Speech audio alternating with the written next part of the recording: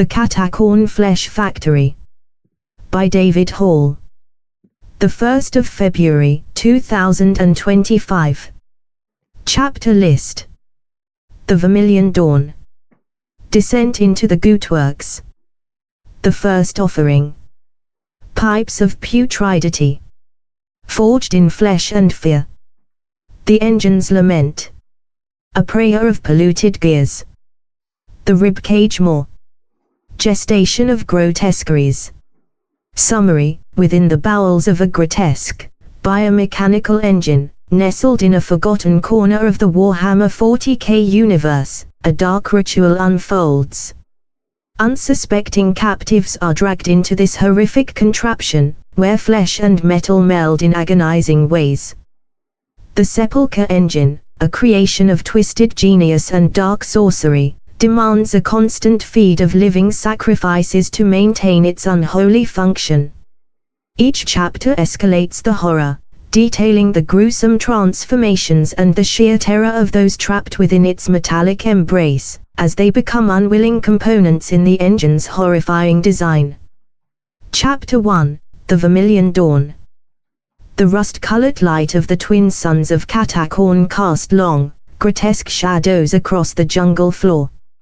Sergeant Vorlog of the Catachan Jungle Fighters, a man hardened by decades of warfare against the Xenos and the horrors of the warp, felt a primal unease crawl beneath his skin. His squad, veterans all, moved with uncharacteristic caution through the dense foliage, their heavy bolters held at the ready.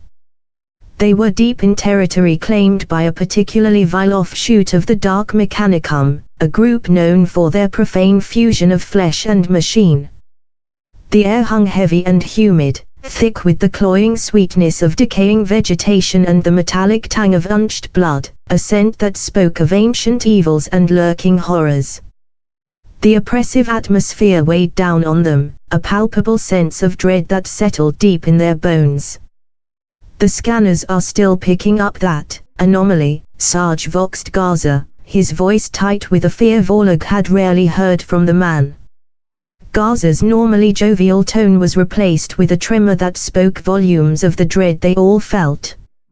Beads of sweat trickled down his brow, and his usually steady hands trembled slightly on the grip of his lasgun. "It's massive. And it's getting stronger." Vorlog grunted, his hand tightening on the grip of his chainsword. The weapon, a relic of countless battles, felt reassuringly solid in his grasp, though he knew it might be woefully inadequate against the horrors they were about to face. The chainsword's teeth, dulled and scarred from countless encounters with Xenos flesh, hummed with a barely contained energy, a promise of violence in the oppressive stillness.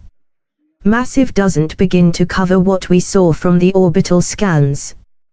Tech Priest Xanthus called it a sepulchre engine. Some kind of flesh factory. Emperor protect us. The air grew thick with the stench of decay and burning metal, a nauseating combination that made even the seasoned veterans gag. The jungle around them seemed to twist and contort, the once familiar flora now sporting grotesque metallic growths and pulsating veins of corrupted biomatter. Twisted vines, engorged with some unholy ichor, writhed like serpents, and razor-sharp metallic thorns sprouted from the trunks of ancient trees. The ground beneath their feet vibrated with a deep, rhythmic thrumming, like the beating of some colossal, diseased heart. The oppressive heat, combined with the unnatural stillness of the jungle, created an atmosphere of suffocating dread. The silence was broken only by the buzzing of unseen insects and the occasional rustle of corrupted foliage, sounds that only served to heighten the tension. Suddenly, the jungle erupted in a cacophony of shrieks and metallic grinding. Figures emerged from the shadows, their forms a horrifying amalgamation of flesh and machine.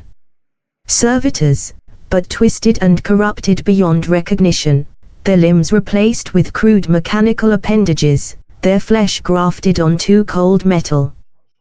They moved with a jerky, unnatural gait, their eyes glowing with a malevolent green light, like the baleful glare of demons. Their movements were a grotesque parody of life, a mockery of the human form. For the Emperor, Vorlog roared, leading the charge. His chain sword roared to life, its teeth tearing through the corrupted flesh and metal of the servitors. Bolt of fire ripped through the dense undergrowth, shredding the grotesque abominations. But for every one they destroyed, two more seemed to emerge from the shadows, their numbers seemingly endless. The jungle became a charnel house, the air thick with the stench of blood, promethium, and the sickly sweet odor of corrupted flesh. They fought their way through the twisted jungle for what felt like an eternity, the sounds of battle mingling with the sickening thrum of the sepulchre engine. The ground sloped downwards, leading them into a vast, cavernous depression. And there it was. The sepulchre engine. It dominated the cavern, a colossal structure of fused flesh and metal, pulsating with unholy energy. Pipes, thick as redwood trunks, snaked across its surface, carrying a viscous, black fluid that shimmered with an oily sheen. Grotesque limbs and faces were fused into the metal, their expressions frozen in eternal agony. The air crackled with dark energy, and the stench of blood and ozone was overwhelming. A constant, low-frequency hum emanated from the engine, a sound that resonated deep within their bones, filling them with a sense of primal dread. The cavern itself seemed to writhe and pulse with a dark energy, the very rock corrupted by the engine's presence. At the base of the engine, a group of robed figures chanted in a guttural tongue, their bodies adorned with grotesque cybernetic augmentations. Their voices, raspy and discordant, echoed through the cavern, adding to the nightmarish atmosphere. Their movements were ritualistic, their bodies swaying in a macabre dance of devotion to the dark powers they served. They were feeding something into the engine, living beings, their bodies mutilated and twisted, their screams echoing within the cavern, a testament to the unspeakable horrors being perpetrated. Vorlog and his squad opened fire, but their bolters seemed to have little effect on the engine itself. The chanting of the dark Mechanicum priests grew louder, and the engine pulsed with renewed vigor. Tendrils of metal and flesh snaked out, grabbing the struggling captives and dragging them into the engine's gaping maw. The engine seemed to possess a malevolent intelligence, its metallic tendrils moving with unnatural speed and precision. The captives' screams were abruptly cut short as they were absorbed into the engine, their individuality erased, their essence becoming fuel for the monstrous machine. One of Vorlog's men, a young recruit named Jackson, was caught by a metallic tentacle. Vorlog watched in horror as Jackson's screams were abruptly cut short, his body pulled into the engine, his flesh melding with the cold metal. The sight of his comrade's agonizing transformation spurred Vorlog to a desperate fury. Jackson's face, contorted in terror, remained etched in Vorlog's memory, a haunting reminder of the engine's cruelty. No! Vorlog roared, charging towards the engine. But it was too late. Jackson was gone, consumed by the insatiable hunger of the sepulchre engine. The remaining squad members fought with renewed ferocity, their fear replaced by a cold, burning rage. They knew they couldn't destroy the engine with their small arms, but they could at least try to rescue the remaining captives and avenge their fallen comrade. Each pull of the trigger, each swing of a chain sword, was a prayer for deliverance and vengeance. Their bolters roared in defiance, their chain swords sang a song of righteous fury. But the sepulchre engine was awakening, its hunger growing with each sacrifice. The very structure of the cavern seemed to shift and change, the walls pulsating with organic matter, the floor slick with blood and ichor. The battle had become a desperate struggle for survival against a monstrous entity that defied all logic and reason, a testament to the depraved ingenuity of the Dark Mechanicum. The sepulchre engine would claim them all.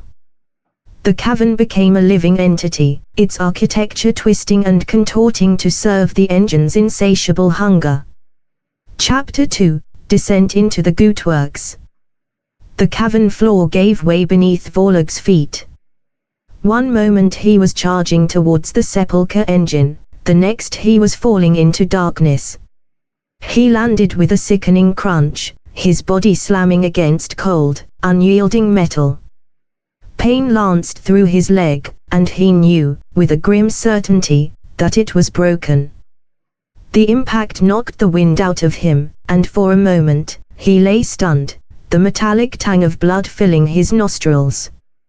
The darkness was absolute, a suffocating void that pressed in on him from all sides. Disoriented and injured, Vorlog found himself in a vast, subterranean network of tunnels and chambers. The air was thick with the stench of decay and the metallic tang of blood. The rhythmic thrumming of the sepulchre engine was even more pronounced here, vibrating through the metal floor and walls, a constant reminder of the monstrous entity that loomed above. The darkness was almost absolute, broken only by the occasional flicker of dying light. The silence was broken only by the drip, drip, drip of some unknown fluid and the distant grinding of machinery, sounds that spoke of the engine's ceaseless activity. Torches flickered intermittently, casting grotesque shadows that danced and writhed across the walls. The tunnels were lined with pipes of varying sizes, some hissing with steam, others gurgling with the same viscous, black fluid that coated the engine's surface. The walls themselves seemed to be made of fused metal and flesh, pulsating with a faint, organic light. Strange symbols, glowing with an eerie green luminescence, were etched into the walls, their meaning indecipherable. The symbols pulsed with a malevolent energy, a testament to the dark forces at work within the engine. As Vorlog limped deeper into the Gootworks, he encountered more of the engine's twisted creations. Servitors, their bodies mutilated and augmented, shambled through the tunnels, their movements jerky and unnatural. Their mechanical limbs screeched and groaned with every step, their exposed wires sparking and spitting. Grotesque figures, once human, now fused with the machinery, their screams echoing through the darkness, a horrifying chorus of suffering.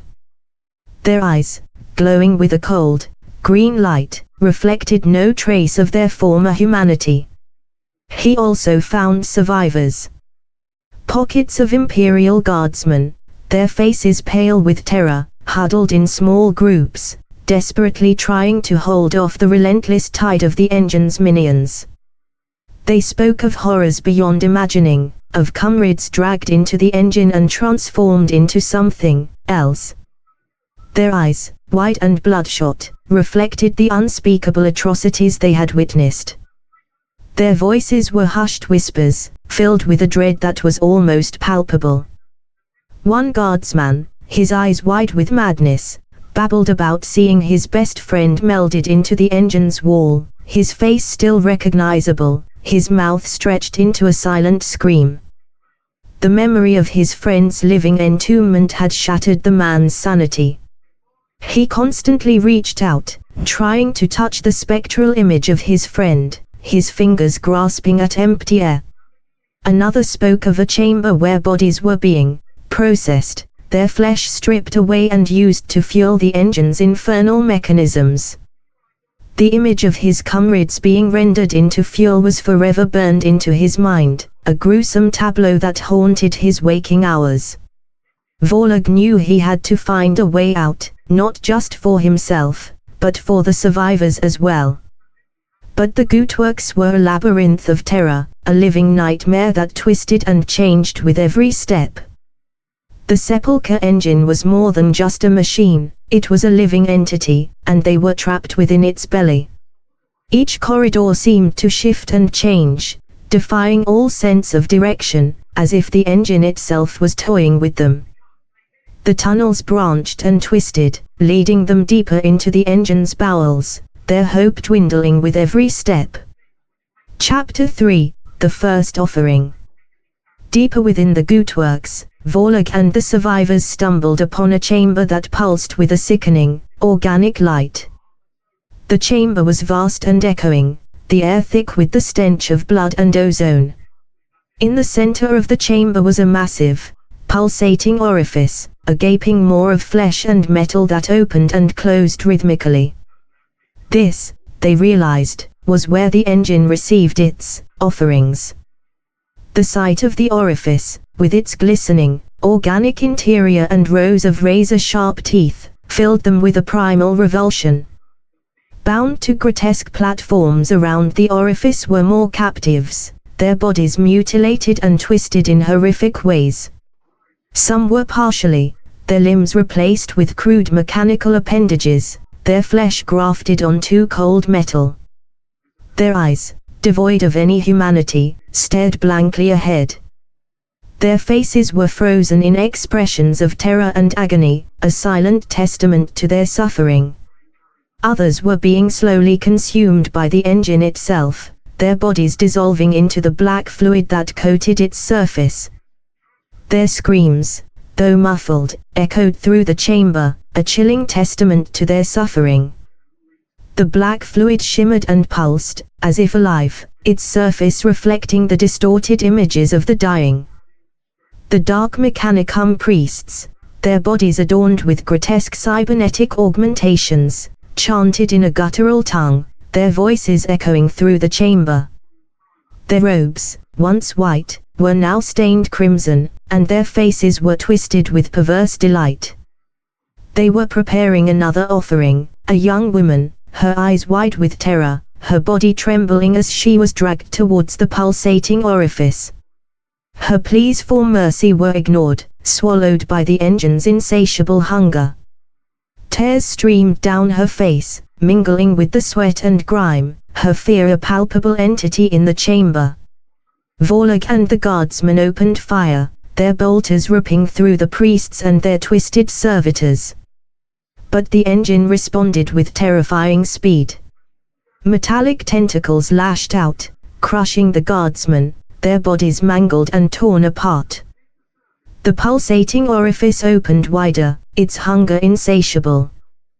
The engine seemed to anticipate their every move, its defenses reacting with unnatural swiftness. The tentacles moved with a disturbing intelligence, their metallic surfaces gleaming with dark energy. Vorlog, his leg throbbing with pain, charged towards the platform where the young woman was bound. He reached her just as the metallic tentacles began to drag her towards the orifice. With a desperate roar, he severed the tentacles with his chain sword, freeing the woman. The severed tentacles writhed on the ground, their metallic surfaces sparking and hissing. A dark itch oozed from the severed ends, smoking and sizzling as it came into contact with the metal floor. "Get back," he yelled, pushing her towards the other survivors. "Get her out of here." His voice was rough with pain and urgency, but beneath it, there was a glimmer of hope.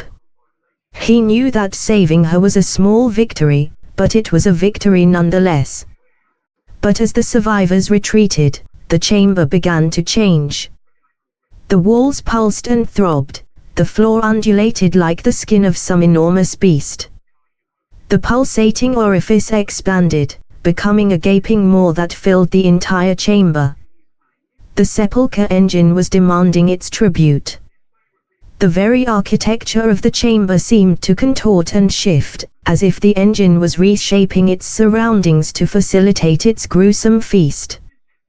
The air grew thick with the stench of ozone and the metallic tang of blood, a prelude to the horrors to come. More guardsmen fell, their bodies torn apart by the engine's metallic tentacles. The chamber filled with the screams of the dying and the grinding of metal against flesh. Vorlog fought like a man possessed, his chain sword a blur of motion, but he knew it was a losing battle. The engine was too powerful, its hunger too great. He was but a single man against a monstrous entity that defied all reason. His every swing was a prayer, every parry a desperate attempt to hold back the tide of death. With a final, desperate surge, the engine claimed its offering. The young woman, despite Vorlog's efforts, was dragged into the pulsating orifice, her screams echoing as she was consumed.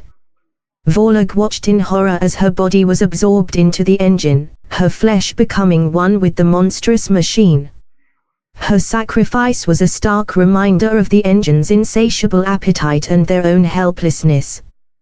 The memory of her terror-filled eyes would forever haunt his dreams. The chamber fell silent, the pulsating orifice slowly contracting. The engine had been fed. But Vorlog knew that its hunger would return. And they were all trapped within its belly, waiting to be consumed. The silence that followed was more terrifying than the screams, a pregnant stillness that spoke of impending doom. The silence was heavy with the weight of their despair, a suffocating blanket that threatened to extinguish the last flicker of hope. Chapter 4: Pipes of Putridity. The Gootworks were a labyrinth of interconnected pipes, each one carrying a different substance, each one contributing to the engine's horrific existence. Some pipes hissed with scalding steam, others gurgled with the viscous black fluid, and still others contained things that defied description. The pipes themselves were a grotesque tapestry of metal and flesh, pulsating with an unnatural life. They were the veins and arteries of the engine, carrying its lifeblood of corruption and decay. Vorlog and the remaining survivors moved through this network of pipes, searching for a way out, or at least a way to understand the engine's purpose. They encountered sights that would haunt their nightmares for the rest of their lives. The deeper they went, the more twisted and perverse the engine's design became. The Gootworks were a testament to the depraved ingenuity of the Dark Mechanicum, a place where the boundaries between flesh and machine had been obliterated. They saw servitors being created, their bodies mutilated and augmented, their minds erased. The process was a mockery of life, a grotesque ballet of flesh and steel. The sight of these broken beings, their humanity stripped away, filled the survivors with a profound sense of sorrow and disgust. They saw bodies being processed, their flesh stripped away and used to fuel the engine's mechanisms. The efficiency of the process was horrifying, a testament to the Dark Mechanicum's depravity. The image of their comrades being reduced to fuel was a constant reminder of their own mortality. They saw things, gestating, within the pipes, grotesque amalgamations of flesh and metal, their forms constantly shifting and changing. These embryonic abominations were a glimpse into the engine's twisted reproductive cycle. The sight of these unborn horrors, gestating within the engine's bowels, filled them with a primal fear. The pipes themselves seemed to be alive, pulsating with organic matter, their surfaces covered in veins and growths.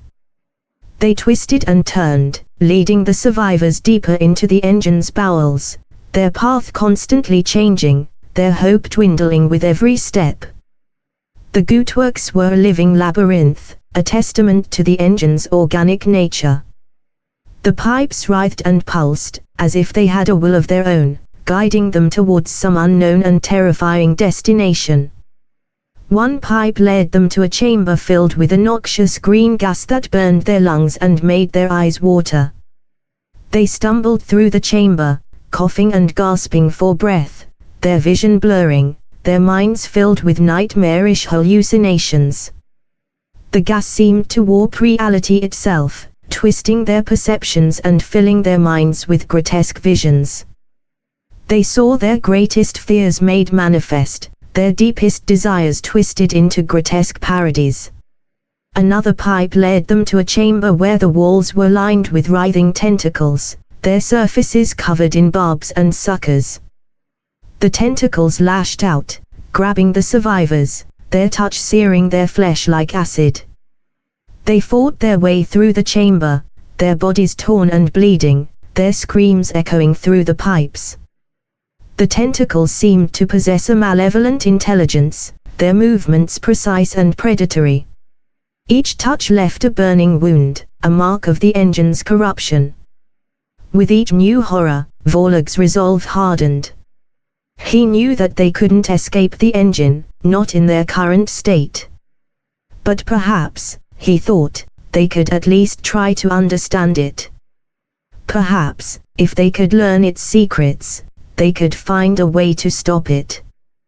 The engine's secrets were a twisted puzzle, a key to their survival or their damnation.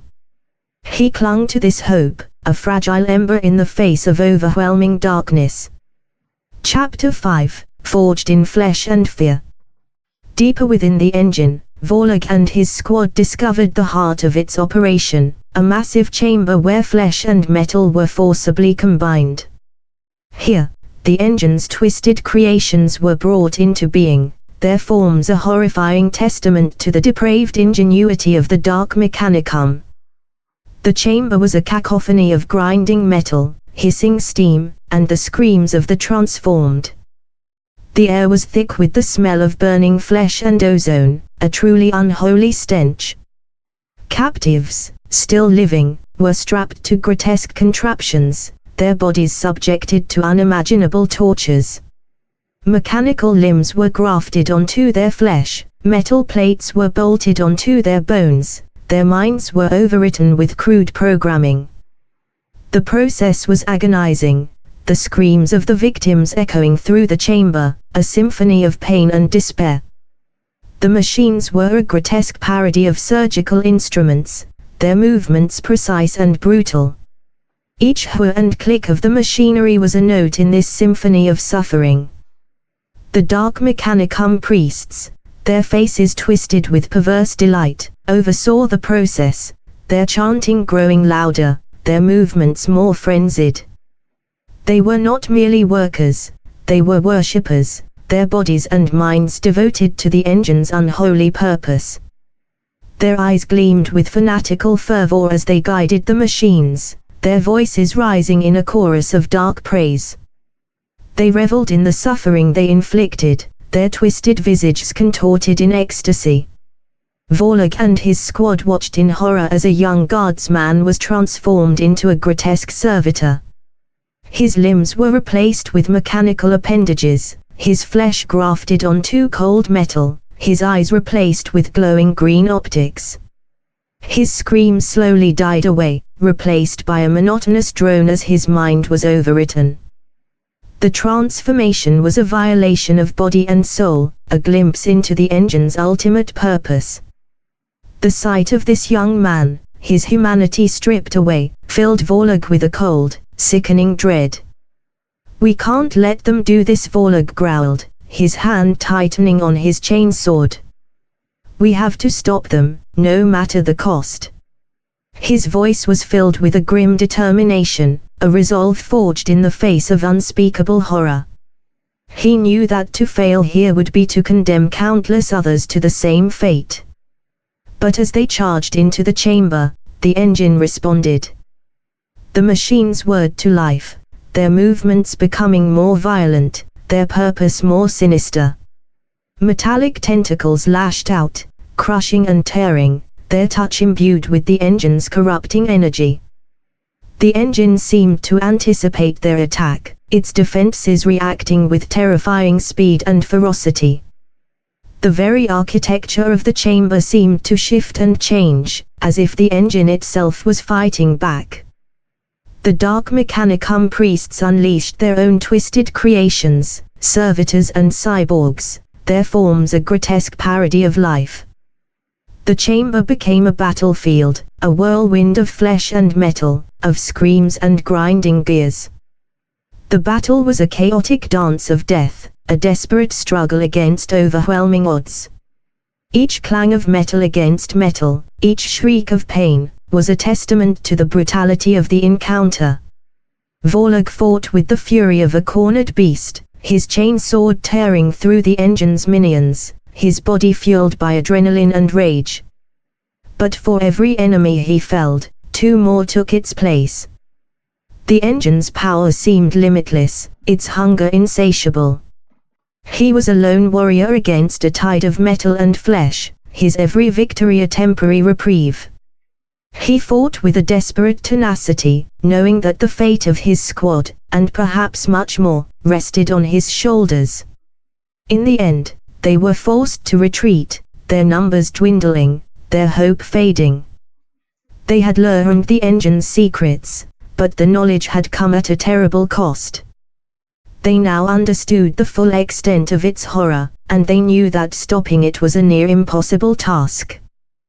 The engine's secrets were a burden, a grim truth that threatened to crush their spirits.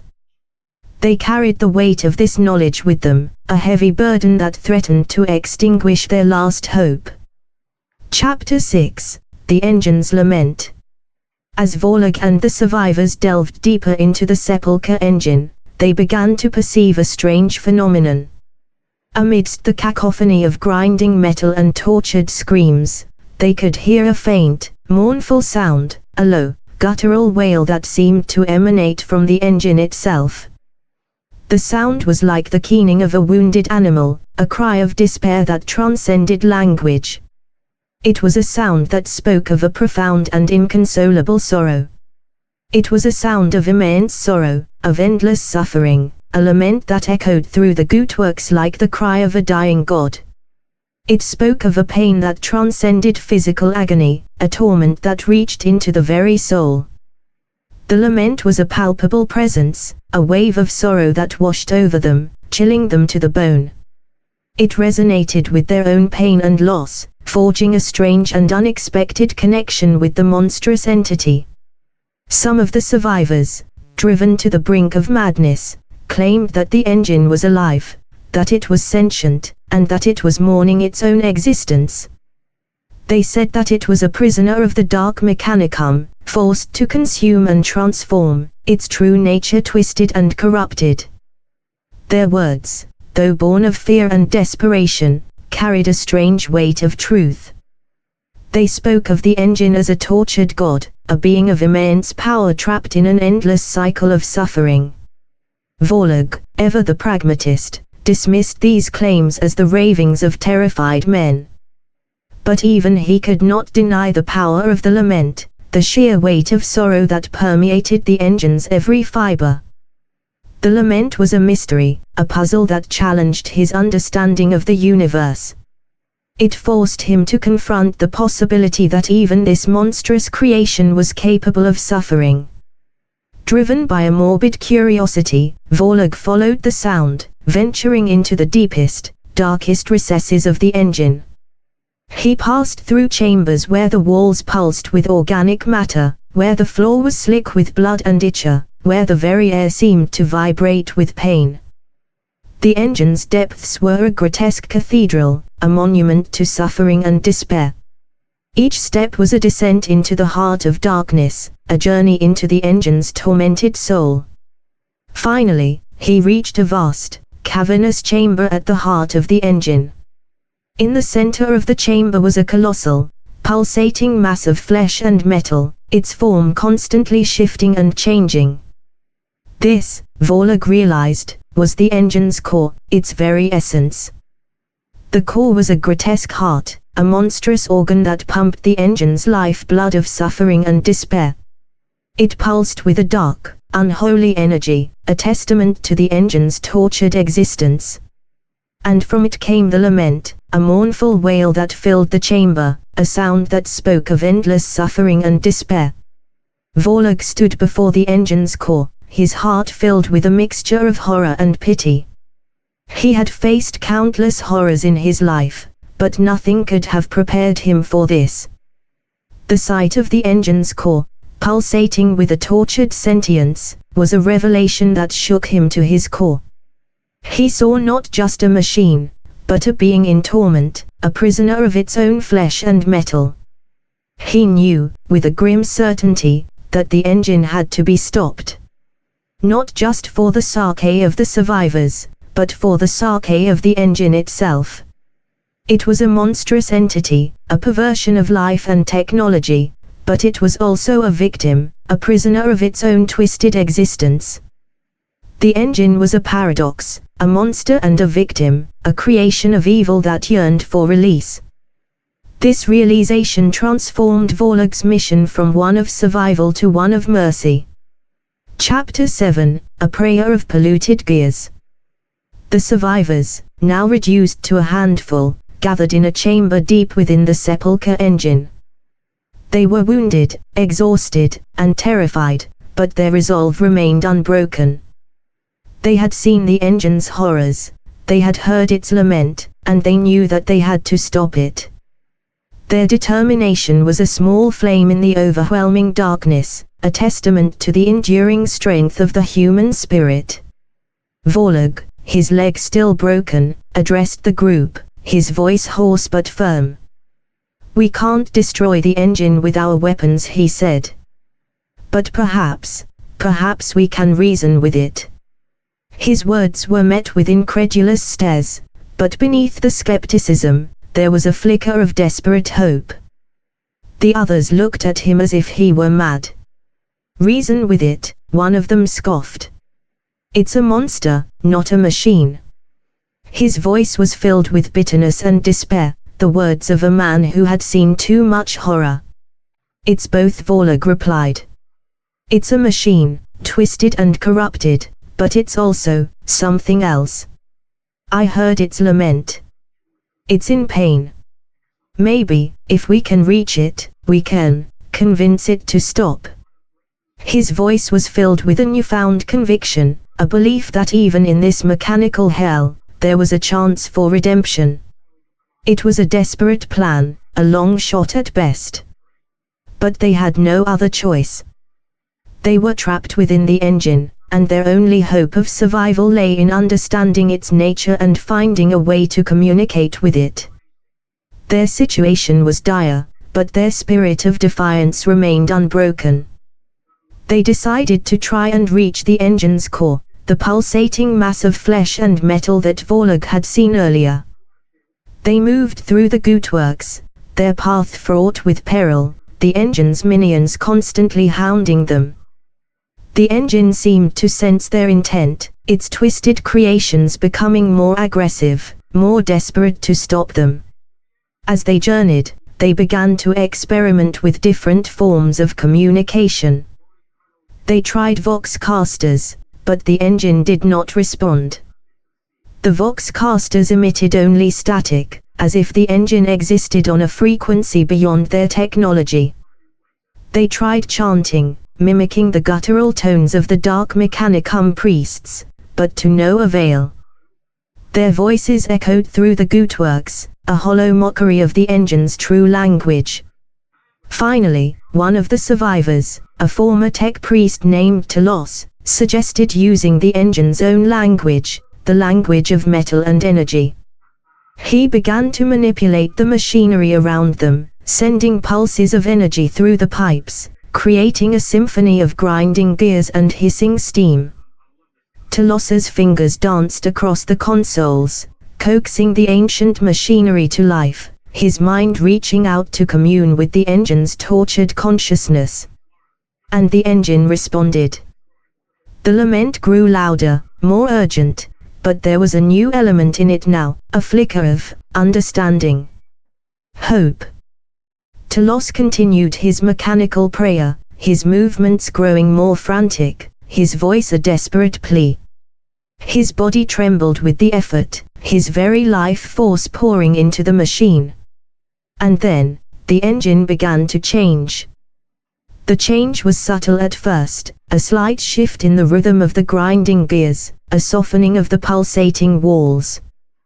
But it was there, a sign that their desperate gamble might actually work. Chapter 8, The Ribcage Maw. The sepulchre engine was changing. The pulsating walls began to contract, the grinding of gears slowed, the screams of the transformed servitors died away. The engine's core, the colossal mass of flesh and metal, began to open. The change was a slow and agonizing process, like the death throes of a monstrous beast.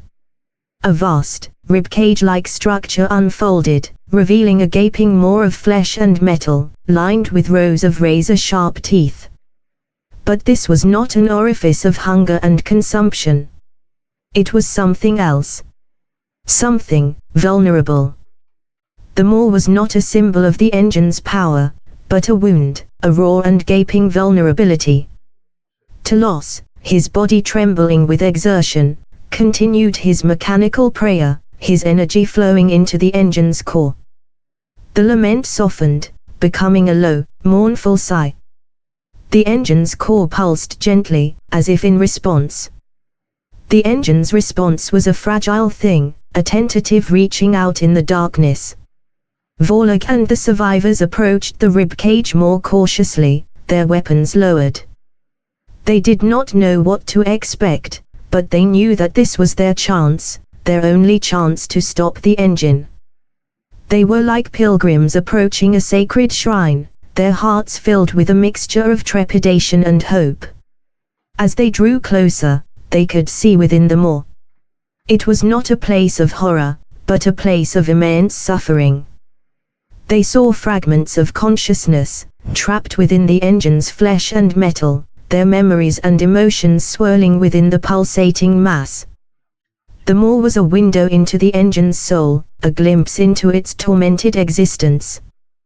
They saw the faces of the transformed servitors, their expressions frozen in eternal agony. They saw the remnants of the captives, their bodies mutilated and twisted, their spirits broken. The engine was not a monster, they realized. It was a prison. This revelation changed everything, transforming their fear into pity, their hatred into a desire to help. And then, they heard a voice. The voice was not sound, but thought, a telepathic presence that resonated within their minds. It was not a voice of words, but a voice of pure thought, a telepathic cry that resonated within their minds. It was the voice of the engine itself, a voice that spoke of endless pain, of a longing for release, for an end to its torment. The voice was weary, ancient, and filled with a sorrow that transcended all understanding. "Help us," the voice pleaded. "End our suffering. Set us free." The plea was a desperate cry from the depths of its mechanical soul, a plea that echoed across the gulf of their different existences. Chapter 9, Gestation of Grotesqueries. Vorlog and the survivors understood. The sepulchre engine was not truly alive, but it was not entirely dead either. It was a gestalt entity, a fusion of flesh and machine, a prison for countless souls, trapped in a state of perpetual agony. The engine was a living paradox, a monstrous creation that was also a victim of its own existence. The Dark Mechanicum priests had not created a machine, they had created a hell. They had taken living beings and twisted them into a monstrous amalgamation, a perversion of life and technology. And the engine, in its tormented state, was forced to continue this cycle, to consume and transform, to perpetuate its own suffering. The engine's existence was a self-perpetuating cycle of pain, a nightmare from which it could not awaken.